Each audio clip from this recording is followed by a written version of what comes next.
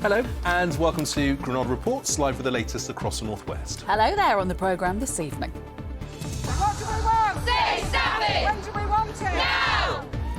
Braving the cold on the picket lines, nurses walk out at 15 hospital trusts across the northwest in a dispute over pay. Come and walk a day in our shoes and be a patient in that department, in that hospital, and feel what it's like. The power to choose. A consultation's underway on the Isle of Man over assisted dying. We'll hear from both sides of the debate. Boxer Jack Massey prepares for a life-changing fight against former world champion Joseph Parker. Nantwich and proud. Actor Ben Miller waxes lyrical about his beloved hometown. And weather-wise, we continue to see cold air filtering down from the Arctic. We do have weather out towards the west from the Atlantic, but is it going to give us anything milder? I will tell you later on in the programme.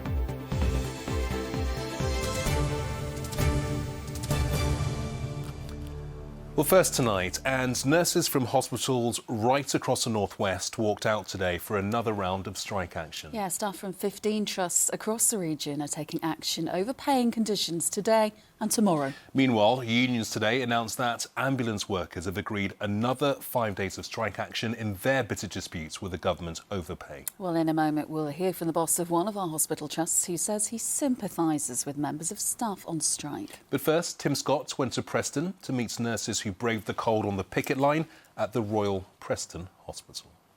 What do we want? Say something! When do we want it? Now! What do we want? Say something! When do we want it? Now! More picket lines, more cars honking their support and more headaches for the government as our nurses began their third series of strikes this winter. The nurses on this picket line here in Preston today acknowledge that their industrial action will lead to cancelled operations and appointments in our hospitals. But they say that working conditions and conditions for patients are so bad across the NHS anyway that this is the only way to make their voices heard. The staffing is so short on some shifts. We're doing twice, sometimes 3 times the amount of work we should be doing. We're not giving enough time to our patients, and you know, it can be really traumatic. Because we can't move people out of A&E to the next place, then everything backs up in that department, and we find that people are waiting such a long time in conditions that they shouldn't be waiting in. If somebody from the government was here now, what would you say to them? Come and walk a day in our shoes and be a patient in that department, in that hospital, and feel what it's like for the staff to be frustrated, unable to deliver any care, and for a patient to be stuck, stranded in a department and not being able to get to where they need to go. Today, the Health Secretary accepted that the NHS and its staff are under pressure and reiterated his desire to work with the unions regarding pay. My door, as I've said throughout this, has been open. We want to work with the trade unions. We recognise that the NHS has been under significant pressure, and we absolutely recognise that. That's why we accepted in full the recommendations of the pay review body, and we want to work constructively with the trade unions in terms of this coming year's pay review process, recognising the pressures on inflation and recognising the pressures on the NHS. Meanwhile, the GMB union has announced that more than 1,500 North West ambulance workers will take part in 5 more days of strikes in the coming months. They'll take place on January the 24th, February the 6th and 20th and March the 6th and 20th. It seems there's no end in sight to the current industrial unrest in the NHS, and unless things change dramatically, more strikes like these today are sure to follow. Tim Scott, ITV News, Preston. Well, earlier I sat down with Kevin McGee, the Chief Executive Officer at Lancashire Teaching Hospitals NHS Trust, and I began by asking him whether he has sympathy for the nurses. Of course we do. No member of staff wants to be on the picket line. That's not why they train, that's not why they come into profession. And we recognise the right of all staff, if they feel appropriate, to strike or not to strike, if that's their decision. What we would ask is that all sides, the government and unions, get round the table and sort this as soon as possible. There's no doubt that how this has happened and the timing of these strikes is and will cause disruption to patient care. The hospitals as we speak today are incredibly busy. Winter is our normal busiest period. We've got flu patients, we've got COVID patients, we've got a lot of snow and ice in Lancashire, which is causing a lot of slips, trips and falls. So the strike action on top of this can only add to that overall feeling of pressure within the hospital. Nurses going on strike, reports of doctors crying because they're feeling overwhelmed, long A&E waiting times. Is this a hospital in crisis? It is a pressurised system. There's absolutely no doubt. Our hospitals are full, they're under pressure, and we need support to try and get through these strikes and to try and get resolution to these strikes as soon as we possibly can. Is it in crisis though? Because when you speak to government, they're reluctant to use the word crisis. Would you use the word crisis? I wouldn't use the word crisis because we plan for this. Winter is always really busy within the NHS. I've been in the NHS now for over 35 years, and this is the busiest I've known the hospitals. But we are still coping. We have thousands of patient interactions and they go incredibly well. Our staff are professional and they're looking after our patients and our communities in difficult circumstances. But it is fair to say this is the most pressurised period that I've known in my career, and the strikes that we're seeing are adding more pressure into the system on top of what already is a pressurised position. So with all of that in mind, what will you be saying to government when you do have the opportunity to sit across the table from ministers? Please resolve these strikes. We need them resolved. We need our nursing staff back at work. We want our nursing staff back on the wards. We do not want people on picket lines. We need to look after our communities. We need to staff our wards safely. So please resolve these issues as quickly as we can. And reports over the last 6 months to a year that some hospitals are being forced to open up food banks. As the chief executive of a major hospital in the northwest of England, and on a personal level, how does that make you feel? It's not right, is it? It's clearly not the right position to be in. We know that some of our staff are really struggling financially.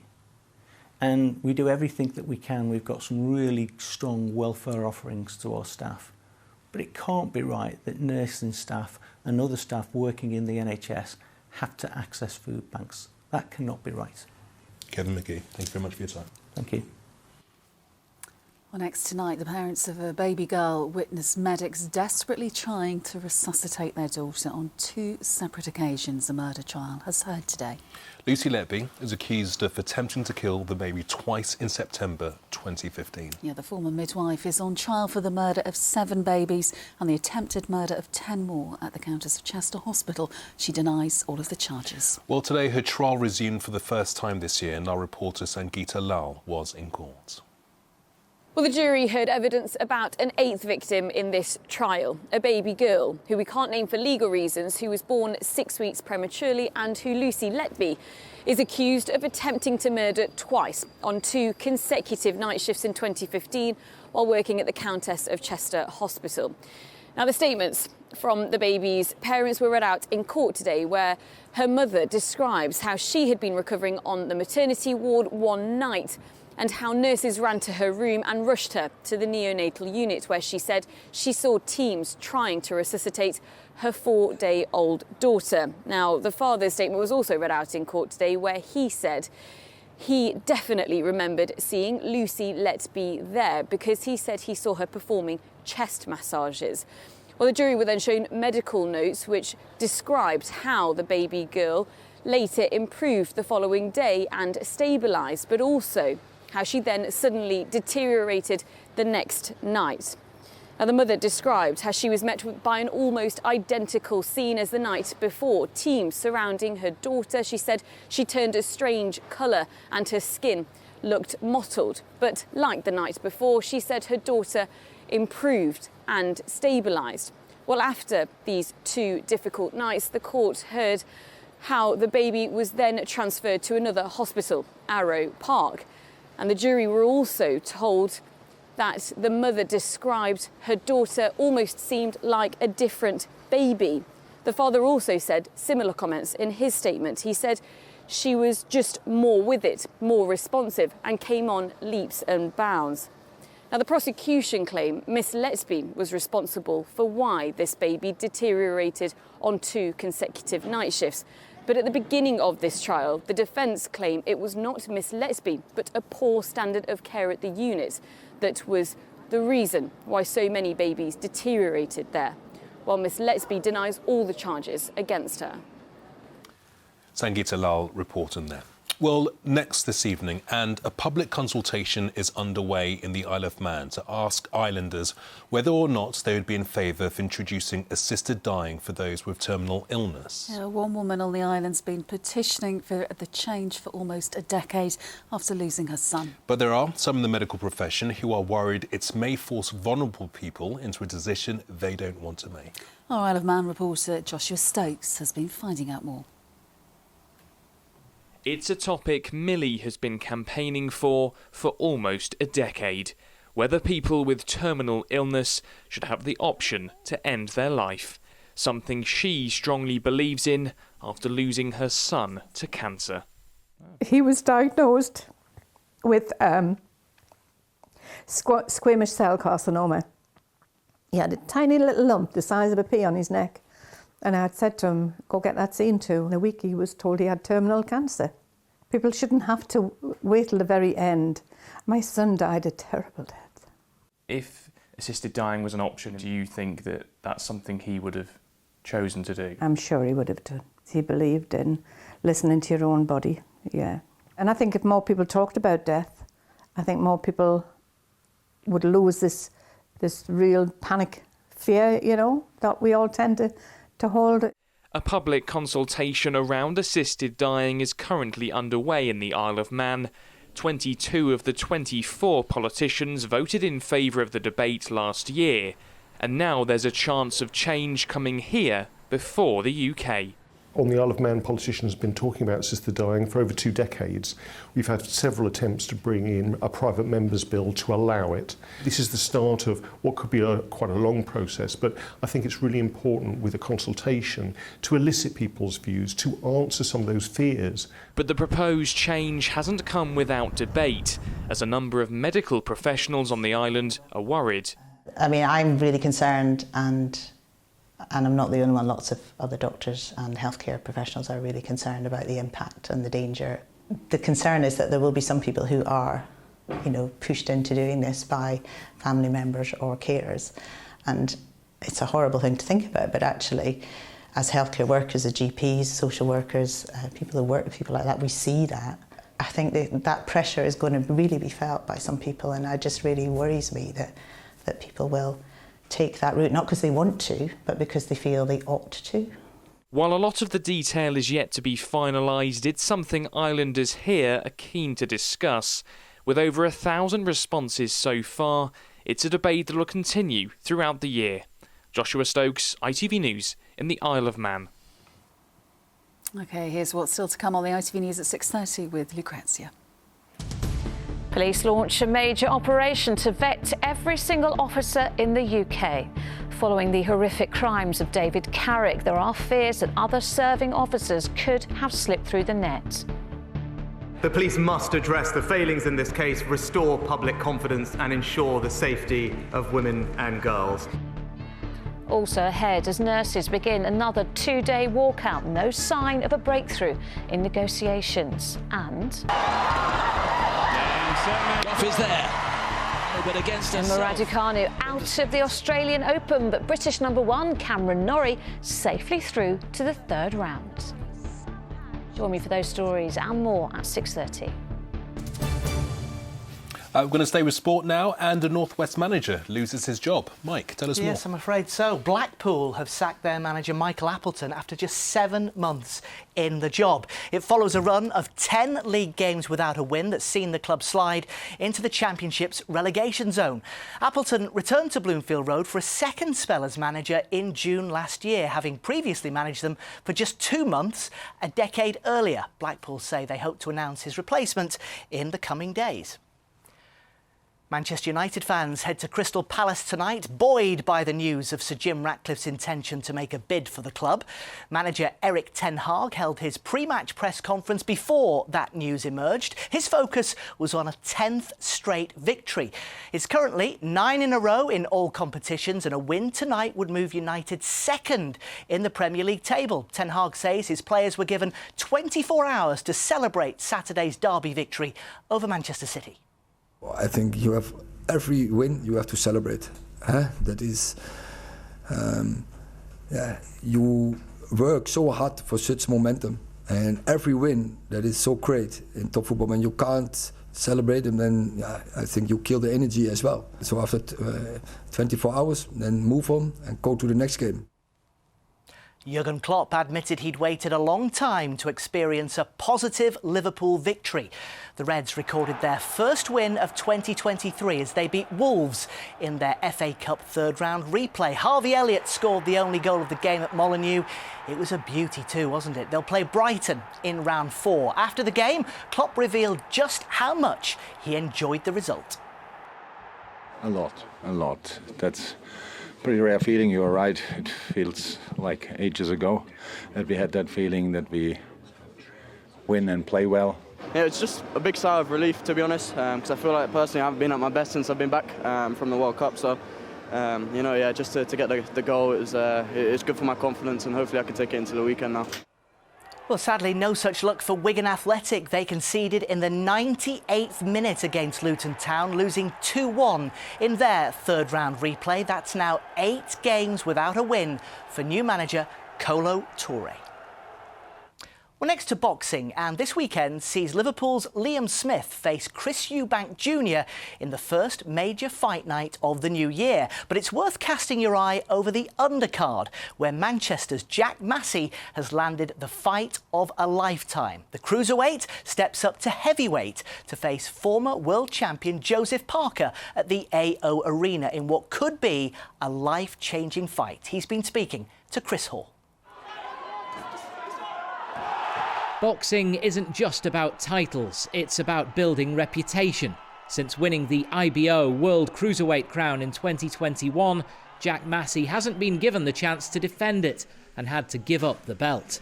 But just before Christmas, he received the gift of a gateway to the big time.